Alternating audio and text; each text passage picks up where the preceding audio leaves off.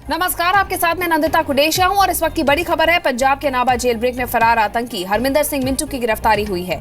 हरमिंदर सिंह मिंटू की गिरफ्तारी पंजाब और दिल्ली पुलिस के जॉइंट ऑपरेशन में हुई। हरमिंदर नाभा जेल से फरार 6 कैदियों में शामिल था। आतंकी हरमिंदर सिंह मिंटू खालिस्तान लिबरेशन फोर्स का चीफ था और उसका पकड़ा जाना बेहद अहम था। कल से लगातार ये बात चल रही थी कि अगर ये बाहर रहता है जेल से तो काफी नुकसान पहुंचा सकता है। पंजाब में चुनाव होने वाले हैं, साथ ही क्योंकि इसने आईएसआई से ट्रेनिंग ले रखी है, एक पाकिस्तानी कनेक्शन भी है और ये भी माना जा रहा था कि कहीं ना कहीं आईएसआई का पाकिस्तान का हाथ है इसे जेल से भगाने में। फिलहाल खबर ये मिल रही है कि इसे गिरफ्तार कर लिया गया है। ये चीफ था खालिस्तान लिबरेशन फोर्स का और इसे फिर से रिवाइव करने की कोशिश कर रहा था ताकि आतंकवादी गतिविधियों को अंजाम दे सके। बड़ी कामयाबी यहां पर हरमिंदर को गिरफ्तार कर लिया गया है। इससे पहले आपको बता दें कि इस पूरे जेल ब्रेक का जो मास्टरमाइंड है परमिंदर, उसे कल यूपी पुलिस ने गिरफ्तार किया था। साथ ही तमाम सीसीटीवी फुटेजेस जुटाई जा रही थी और 6 राज्यों में हाई अलर्ट कर दिया गया था। इनको पकड़ने की लगातार कोशिश की जा रही थी। ये 2 अहम गिरफ्तारी हम आपको दिखा रहे हैं जेल ब्रेक मामले में। कल परमिंदर को गिरफ्तार किया गया था जो कि पूरा मास्टरमाइंड है। माना जा रहा है कि इसी के इशारे पर 10 हथियारबंद लोग पुलिस की वर्दी में नाभा जेल पहुंचे थे। 100 राउंड उन्होंने फायरिंग करी और हरमिंदर समेत 6 लोगों को वहां से लेकर फरार हो गए थे। फरार होने के बाद ये अलग अलग राज्यों में चले गए, जिसकी वजह से पुलिस को इन्हें पकड़ने में कुछ वक्त लग गया। लेकिन जो फिलहाल अहम जानकारी मिली है वो ये कि हरमिंदर को गिरफ्तार कर लिया गया है। जिन आतंकवादी गतिविधियों को ये अंजाम दे सकता था उसे रोकने में कामयाबी मिली है। हालांकि इसके पकड़े जाने के बाद अब ये खुलासा होगा कि कौन आखिर इसके पीछे था, क्या पाकिस्तान की ये साजिश थी, किस तरह के इनके मंसूबे थे। तमाम बातें सामने आएंगी जब हरमिंदर से पूछताछ होगी। बहुत शुरुआती जानकारी है, हरमिंदर को गिरफ्तार किया गया है, कहां से उसको पकड़ा गया है ये जल्द ही जानकारी मिलते ही हम आपको बताएंगे। आपको बता दें कि हरमिंदर के अलावा जो जेल से भागे थे उसमें गुरप्रीत सिंह, विकी गोंद्रा, नितिन देओल, विक्रमजीत, ये तमाम लोग शामिल थे और ये भी माना जा रहा है कि विकी गोंद्रा का जो गैंग था उसी के लोग शामिल थे इसको छुड़ाने में जेल से। विकी गोंद्रा को भी जल्द ही पकड़ा जाएगा और तमाम खुलासे हो जाएंगे, लेकिन हरमिंदर का पकड़ा जाना एक बहुत बड़ी कामयाबी माना जा रहा है। प्रमोद शर्मा हमारे सहयोगी हमारे साथ जुड़ रहे हैं। प्रमोद, क्या अपडेट आपको मिल पाई है? बीती रात को जब ये कल नाभा जेल से भागे थे उससे बाद से ही पंजाब पुलिस के साथ साथ हरियाणा, इससे बड़ी क्या कमी हो सकती है। ये पंजाब में नहीं, अभी भोपाल के अंदर, भोपाल से पहले चंडीगढ़ के अंदर बुड़ैल जेल के अंदर सरदार बेअंत सिंह जी के कातिल, चीफ मिनिस्टर के कातिल भाग गए और वो भी दिल्ली वारदात करने आए थे और लिबर्टी सिनेमा में ब्लास्ट किया था। आज एक आतंकवादी दिल्ली से पकड़ा गया है, हैप्पी, वो भी दिल्ली से पकड़ा गया है, एक यूपी से पकड़ा गया है। तो ये बहुत ही खतरनाक खेल है आतंकवादियों का, जिनके पीछे आईएसआई की साजिश नजर आती है। और जितनी देर तक हिंदुस्तान की सरकार जहां जहां टेररिस्ट खतरनाक बैठे हुए हैं, जैसे भोपाल में टेररिस्ट है, उन्होंने खुलेआम कहा, हमने सुना टीवी में आया कि अगला निशाना हिंदुस्तान का प्रधानमंत्री नरेंद्र मोदी होगा। वो जेल से भागे, अगर पुलिस मुकाबला ना करती तो वो अगला निशाना हिंदुस्तान के प्रधानमंत्री को श्रीमती इंदिरा गांधी की तरह, राजीव गांधी की तरह किसी न किसी रूप अपनाते, होता नुकसान या ना होता, उन्होंने फैसला आतंकवादियों ने कर दिया था। सेंट्रल फोर्स, सीआरपीएफ, सीआईएसएफ आतंकवादियों के लिए अलग जेल्स बना करके वहां उनको सेंट्रल गवर्नमेंट के अधीन करना चाहिए। अगर स्टेट गवर्नमेंट के अंदर ही हिंदुस्तान के अंदर आतंकवादी रहते रहेंगे तो आतंकवादी अब भागने शुरू हो चुके हैं। भोपाल में भागे, पंजाब से भागे, चंडीगढ़ से भागे और कहां कहां भागेंगे। ये सरकारों को फैसला करना होगा कि हमने आतंकवादियों को कौन सी सुरक्षित जेल में रखना है जहां उनको को आतंकवादी ना मिल पाए और दूसरे पुराने आतंकवादी ना मिल पाए। उनको फंडिंग कहां से आती है, उनके मोबाइल फोन ना चल पाए। पूरे हिंदुस्तान के अंदर आज जेलों के अंदर मोबाइल चलते हैं, मोबाइलों से सारा ऑपरेट होता है, रोज रोज ये सारी चीजें होती हैं। तो सरकारों को इसके ऊपर कदम उठाना चाहिए और जो पुराने आतंकवाद से लड़ने वाले लोग हैं, जिनको एक्सपीरियंस है, हमारे जैसे लोग हैं, केपीएस गिल जैसे लोग हैं, ऐसे लोगों से उनको सलाह भी लेनी चाहिए। क्योंकि आज सबसे बड़ी जो समस्या नहीं आ गई, होम मिनिस्ट्री हो सेंटर के अंदर, जब पुलिस ऑफिसर हो, वो अपने आप को समझते भी हमारे से तो ज्यादा समझने वाला है ही कोई नहीं। मैं ये नहीं कहता कि पुलिस ऑफिसर जिनको समझ नहीं, कईयों को तो बहुत समझ है। कई पुलिस अधिकारियों को और होम मिनिस्ट्री में बैठे हुए कई अधिकारियों को सुरक्षा मामले में एबीसी की जानकारी नहीं है। सुरक्षा दे दी, सुरक्षा हटा ली। अरे निचोड़ तक कैसे जाओगे? मोबाइल फोन कैसे बंद होंगे? सेंटर फोर्स लगानी पड़ेगी। उनके साधन कौन कौन से हैं? कौन कौन उनको मिलता है? उनके पीछे कौन पॉलिटिशियन है? विदेशों से कहां से फंडिंग आती है? कौन कौन से वकील उनके केस लड़ते हैं? आज आतंकवादियों के केस वकील लड़ते हैं, उनको करोड़ों रुपए की फंडिंग फॉरेन से आ रही है। क्या सरकारों ने उसकी जांच की? जो वकील टेररिस्टों के केस लड़ते हैं, जो देश को तोड़ते हैं, जो बहनों के सुहाग उजाड़ते हैं, जो बम ब्लास्ट करते हैं, जो 26/11 की घटना करते हैं, बुल्लर जैसे आतंकवादी हैं, उनको जेल से छोड़ दिया जाता है, उनको प्रोल पे छोड़ दिया जाता है। उनको कौन कौन मिल रहा है? दोबारा मेरे ऊपर कब वारदात करेंगे? क्या इन चीजों को कभी सोचा? कोई सीरियसपन नहीं है। नरेंद्र मोदी जी को चाहिए, जिस तरीके से नोटबंदी के ऊपर उन्होंने बहुत बड़ा स्टैंड लिया है, आज नोटबंदी के ऊपर पूरी पॉलिटिकल पार्टियां एक होगी, हिंदुस्तान बंद करने का ऐलान हो गए। पर आतंकवाद के खिलाफ पॉलिटिकल पार्टियों के चेहरे कहां हैं? वोट बैंक पॉलिटिक्स, सत्ता पॉलिटिक्स। आतंकवादी भाग जाएं, बहनों के सुहाग उजड़ जाएं, बच्चे यतीम हो जाएं, खून की नदियां बह जाएं, जवान शहीद हो जाएं, कोई किसी पॉलिटिशियन को लेना देना नहीं है। नोटबंदी पे एक, वोटबंदी पे एक, और आतंकवाद के खिलाफ कुछ नहीं। अकेले नरेंद्र मोदी जी को छोड़ दिया आप ऐसे लड़ाई नहीं लड़ी जाएगी।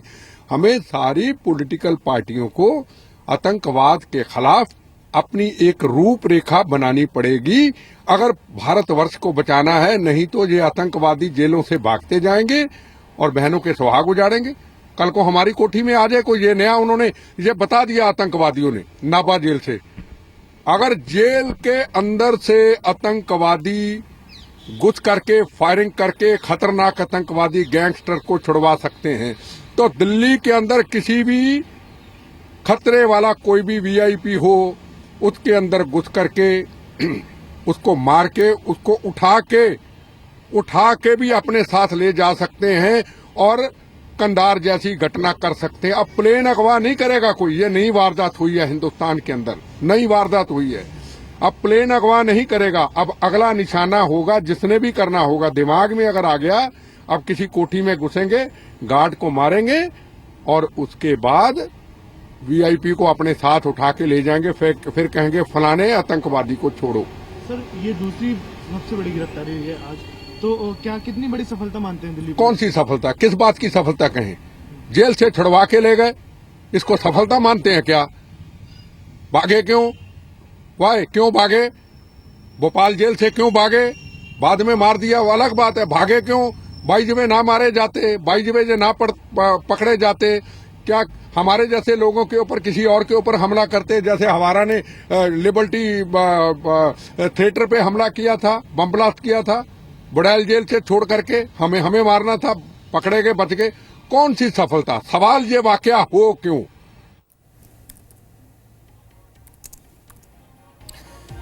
तो ऑल इंडिया टेररिस्ट फ्रंट के चेयरमैन एमएस बिट्टा यहां पर यही कह रहे हैं कि अकेले लड़ाई आतंकवाद के खिलाफ नहीं लड़ी जा सकती है और इन आतंकवादियों का जेल से भागने के बाद पकड़ा जाना कामयाबी नहीं देखा जाना चाहिए, क्योंकि हमारी असफलता है कि ये जेल से छूट जाते हैं। प्रमोद हमारे सहयोगी हमारे साथ मौजूद है।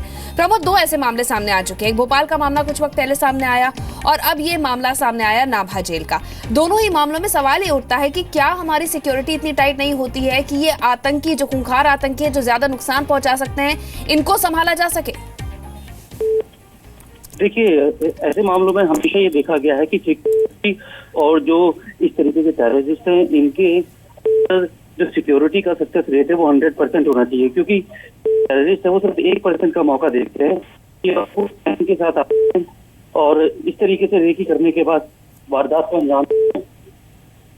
भोपाल में भी ऐसा ही हुआ, वही टाइम चुना और नाभा जेल में भी यही हुआ। लेकिन उसके बाद से ये बहुत बड़ी पुलिस की कामयाबी है कि यूपी पुलिस ने भी एक बिल्कुल, ये कह के खुद को शाबाशी जरूर दी जा सकती है कि इन आतंकवादी जो भागे थे या जो गैंगस्टर भागे थे उनको पकड़ा गया है, लेकिन क्या सिक्योरिटी इतनी टाइट नहीं होनी चाहिए कि जब एक बार इन्हें पकड़ लिया गया तो ये जेल से फरार होने में कामयाब कैसे रहे? ये सवाल अभी भी बना हुआ है। जितेंद्र हमारे सहयोगी हमारे साथ मौजूद हैं। जितेंद्र, एक अहम सवाल एमएस बिट्टा ने ये उठाया है कि नोटबंदी जैसे मामले में तमाम विपक्षी पार्टियां साथ आ जाती हैं, एक सुर में बात करने को तैयार होती है, लेकिन जब आतंकवाद की बात आती है तो फिर क्यों पॉलिटिक्स होने लगती है, फिर वोट बैंक क्यों याद आ जाता है? बिल्कुल सही कहा आपने नंदिता कि जिस मुद्दे पर एकमत होना चाहिए, जिसमें सारे देश की जितनी भी सरकारें हैं, उन सबको, चाहे पक्ष हो चाहे छोटी पार्टियां हो स्टेट की, उन सबको एक मत होनी चाहिए, लेकिन उसमें भी कहीं ना कहीं ये पॉलिटिक्स को ले आते हैं। जैसे कि नाभा जेल ब्रेक हुआ, जिसमें कि खालिस्तान लिबरेशन फोर्स का जो खतरनाक आतंकी है, वो जब जेल से बाहर निकलने में कामयाब हो गया, तो उसको लेकर के ये होना चाहिए था कि सबको यूनाइट हो जाना चाहिए था। राजनीति छोड़ करके, राजनीति करने के लिए बाद में मौका था, राजनीति छोड़ करके सबसे पहली कोशिश ये होनी चाहिए थी कि चाहे जितने भी लोग हैं, चाहे उनकी पार्टी के लोग हैं, सब जगह ये मैसेज जाना चाहिए था कि अगर ये व्यक्ति कहीं पे दिखे, पुलिस की मदद की जाए, इंफॉर्मेशन शेयर की जाए। इस तरह के मैसेज स्प्रेड किए जाने चाहिए थे, ना कि ये किया जाना चाहिए था कि उसका इस्तीफा हो या फिर उसकी गलती है, क्योंकि उसके लिए आपके पास पूरा समय है, वो आप कभी भी कर सकते हैं। लेकिन जो सबसे अहम चीज है, जो जेल ब्रेक करके भागा गया है या आतंकी वारदात को अंजाम दी है, जिसने भी, इस तरह के लोग हैं, इनकी पहचान की जाए और इनको तुरंत पकड़ा जाए। लेकिन अक्सर होता है उल्टा है, राजनीति शुरू हो जाती है। लेकिन अच्छी बात यह है कि इसमें नंदिता की जो राजनीति शुरू की गई थी, उसका भी फटाफट जल्दी हो गया है। हरमिंदर को जल्दी ही गिरफ्तार कर लिया गया है। हाँ। और अब इसके पीछे कौन कौन लोग शामिल थे, किस ने प्लानिंग बनाई थी जेल ब्रेक करने की, क्या पाकिस्तान से इसमें प्लानिंग तैयार की गई थी? क्योंकि हरमिंदर सिंह मिट्टू का अगर आप इतिहास देखेंगे तो ये यहाँ से सीधा पाकिस्तान गया था, पाकिस्तान में काफी समय इसने बिताया, वहां से फिर ये यूरोप में निकल गया, यूरोप से फिर ये मलेशिया पासपोर्ट पर था, मलेशिया में रहने लगा था, फिर वहां से क्योंकि लगातार पुलिस को इन्फॉर्मेशन मिल रही थी, उसके बाद थाईलैंड में ये जब गया तो थाईलैंड से इसको पकड़ करके भारत लाया गया था। 2 साल पहले ही इसको भारत में लाया गया था, और 2 साल के अंदर ही अगर ये जेल ब्रेक होता है तो इसके पीछे निश्चित तौर पर कोई ना कोई बड़ी साजिश थी, तभी ये जेल ब्रेक हुआ है। बिल्कुल, यानी कि एक डैमेज ये हुआ कि जेल ब्रेक हुआ, लेकिन डैमेज को जल्द ही वक्त रहते कंट्रोल कर लिया गया है कि हरमिंदर को पकड़ लिया गया, गिरफ्तार कर लिया गया है। लेकिन अब सवाल ये उठता है कि आगे किस तरह से ऐसे डैमेजेस को रोका जाएगा। बड़ी मेहनत से इन आतंकियों को, गैंगस्टर्स को पकड़ा जाता है, फिर एक वारदात को अंजाम देके इन्हें छुड़ा लिया जाता है। कहां कमी है, इस पर ध्यान देना भी बेहद जरूरी है। फिलहाल जितेंद्र, क्या कुछ अपडेट इस बारे में मिल पाई है कि कहां से पकड़ा गया है, किस तरह पकड़ा गया, बाकी और साथियों का क्या जानकारी? नंदिता, जो अभी जानकारी मिल पाई है वो यही है कि इसको आउटर दिल्ली में कोई रेलवे स्टेशन है, वहां से इसको गिरफ्तार किया गया था, क्योंकि ट्रेन के जरिए ये फरार होना चाह रहा था।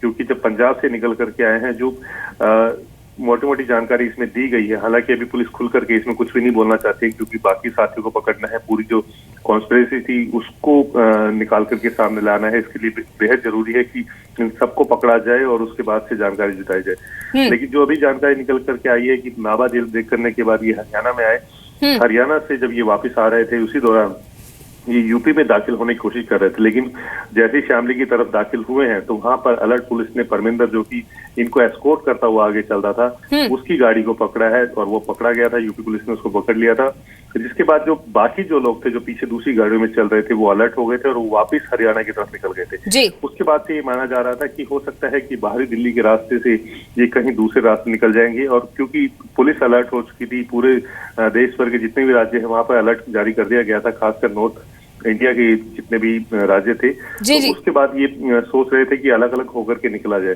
जिसमें हरमिंदर सिंह मिंटू, जिसको बताया जा रहा है कि आउटर दिल्ली के किसी रेलवे स्टेशन से गिरफ्तार किया गया है, वहां से ये ट्रेन में बैठ करके ये फरार होने की कोशिश कर रहा था। बिल्कुल, तो रेलवे स्टेशन से फिलहाल उसे गिरफ्तार किया गया, इतनी जानकारी मिली है, जो कि दिल्ली के बाहर है। जितेंद्र, आप और जानकारी जुटाइए, हम फिर आपके पास लौटेंगे।